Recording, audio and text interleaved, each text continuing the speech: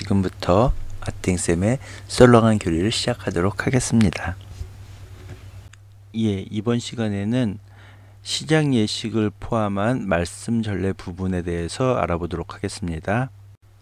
앞서 미사편에서 살펴봤던 것처럼 미사를 크게 두 부분으로 나누게 되면 말씀 전례, 성찬 전례로 나뉘게 됩니다. 그리고 미사를 크게 네 부분으로 나누면 말씀 전례 전에 시작 예식, 그리고 말씀 전례, 성찬 전례, 그리고 성찬 전례 뒤에 마침 예식이 있습니다.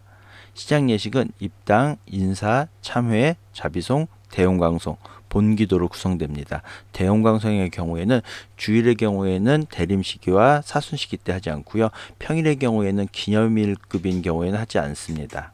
말씀 전례는 제1독서, 화답송, 제2독서, 복음환호송. 복음환호송은 보통의 경우에는 다 알렐루야를 하고요. 사순시기 때는 알렐루야 대신에 복음전 노래로 복음환호송을 하지요. 그리고 복음, 강론, 신앙고백, 보편 지향 기도로 이루어져 있습니다. 일반적으로 평일 미사에는 독서 하나, 복음 하나, 그리고 주일 미사 때는 독서가 2개, 복음이 1개입니다.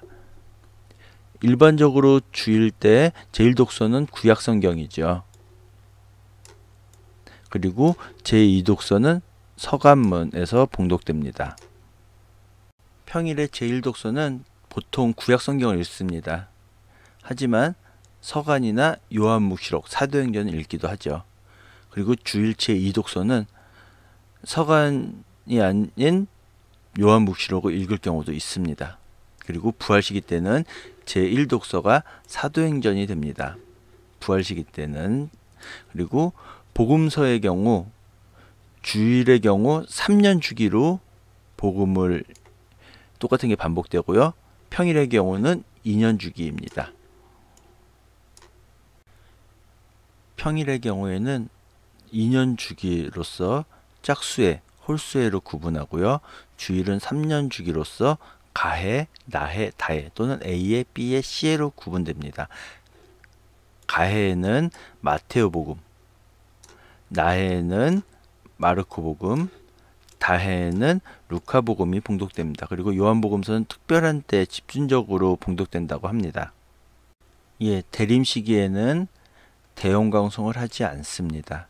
그리고 사순시기에는 대용광송과 알렐루야를 하지 않습니다. 그래서 대용광송은 대림시기와 사순시기 하지 않고요. 알렐루야는 사순시기에만 하지 않습니다. 그래서 사순시기엔 알렐루야 대신에 복음전 노래를 바칩니다. 알렐루야는 하느님을 찬미하여라 라는 뜻입니다. 그리고 우리들이 믿어야 할 교리로 된 기도문을 신경이라고 합니다. 우리가 보통 알고 있는 신경은 사도신경이죠. 그런데 미사 때는 원래 니케아 콘스탄티노폴리스 신경을 외워야 합니다. 아타나시오 신경이라는 신경도 있습니다. 위키백과에는 아타나시우스 신경이라고 되어 있는데 아타나시오 신경이 맞는 말일 것 같고요. 그 다음에 내용은 삼위일체에 대한 것이 주된 내용이라고 합니다. 그리고 우리 천주교에서는 니케아 콘스탄티노폴리스 신경, 사도신경과 함께 초대교회 신앙고백으로 인정한다고 하고요. 그 다음에 제2차 바티칸 공회 이전까지는 성무일도나 그런 것 때 의무적으로 기도했었지만 지금은 아니라고 합니다.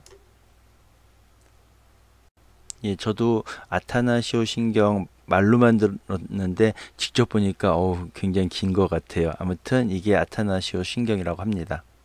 다음이나 네이버 등에 보면은 아타나시오 신경이 천주교회, 가톨릭교회 4대 신경 가운데 하나라고 되어 있는데 아마도 4대 신경이라는 것은 루터교에서 말하는 아우크스부르크 신앙 고백을 포함해서가 아닐까 싶어요. 여러분들이 잘 알고 있는 사도신경, 그 다음에 니케아 신경이라고 줄여서 부르는 니케아 콘스탄티노폴리스 신경, 그리고 이 아타나시오 신경, 이렇게 3가지를 인정하죠. 그리고 신경을 외울 때는 성령으로 인하여 잉태되시는 부분에서 고개를 숙입니다. 본기도는 시작 예식의 마지막 부분입니다. 그리고 신자들의 마음을 모아서 바친다고 해서 모음 기도라고 합니다.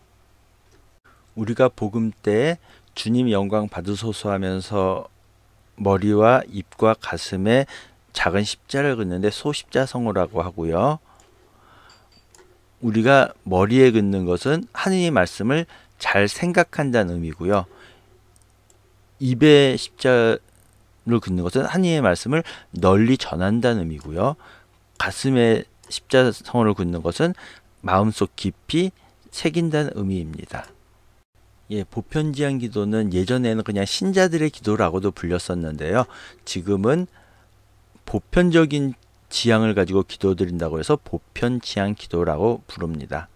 그리고 성직자는 개인을 위한 것이라 할지라도 우리 성교회를 위한 것이기 때문에 성직자를 위해서는 개인이지만 기도드릴 수 있습니다. 강론은 신부님들께서 복음 말씀을 신자들이 이해하기 쉽게 그리고 일생생활에서 어떻게 실천해야 되는지 알려주십니다.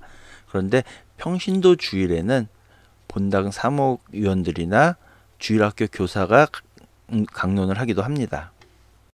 제2차 바티칸 공의에서는 평신도 역할을 굉장히 강조했습니다. 그리고서는 그래서 이제 이 공의의 정신에 따라서 1968년부터 평신도 주일을 대림 제1주일에 지냈다고 합니다. 그러다가 1970년부터는 연중 마지막 주일인 그리스도왕 대축일 전주일, 연중 제33주일을 평신도 주일로 지내다가 프란시스코 교황님께서 연중 마지막 전주일을 세계의 가난한 이의 날로 정하면서 2017년부터는 연중 32주일에 지내고 있습니다. 예, 매일 미사책에 나오는 미사 통상문입니다. 시작 예식으로 시작되는데 시작 예식은 입당, 인사, 참회, 자비송, 대용강송 그리고 뒤에 나올 본기도로 이루어집니다. 우리가 큰 죄를 지었으면 미사 전에 고해성사를 보고 성체를 모시지만 작은 죄를 지었을 경우에 그때마다 고해성사를 볼 수는 없겠죠. 그래서 작은 죄를 지었을 때는 참회 부분에서 자신의 잘못을 뉘우치고 성체를 영하면 되겠습니다. 예, 그리고 모음 기도라 불리는 본기도로 시작 예식은 끝납니다. 그리고 말씀 전례로 넘어가게 되죠.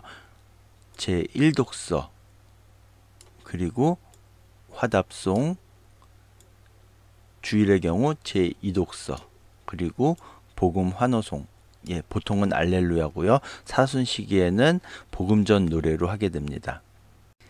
예, 그리고 복음을 하죠. 보통 신부님이 복음을 많이 읽으시지만 가끔 부제님이 하실 경우에는 또한 부제 영과 함께, 보통은 신부님이 하시기 때문에 또한 사제 영과 함께라고 하죠. 그런데 부제님이 복음을 읽으시면 또한 부제 영과 함께라고 합니다. 그리고 소십자성어를 긋죠. 그리고 복음이 끝나면 강론 말씀을 해주시고요. 그리고 신앙 고백을 바칩니다. 이때 신경을 바치는데요. 여러분들이 보시면은 본 사람도 본 친구들도 있고 처음 본 친구들도 있을 텐데 이게 니케아 콘스탄티노폴리스 신경입니다.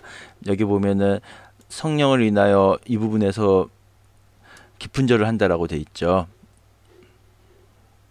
예, 매일미사 책에 보면은 니케아 콘스탄티노폴리스 신경 대신에 사순 시기와 부활 시기에는 사도신경을 바칠 수 있다라고 되어 있습니다. 바쳐야 한다가 아니라 바칠 수 있다. 그러니까 니케아 콘스탄티노폴리스 신경을 바치는 게 원칙이지만 사도신경을 바칠 수도 있는 겁니다. 그런데 보통의 경우에는 사도신경을 많이 바치는 게 좀 짧기 때문에 저 같은 경우에도 사도신경은 외우지만 니케아 콘스탄티노폴리스 신경은 못 외우거든요.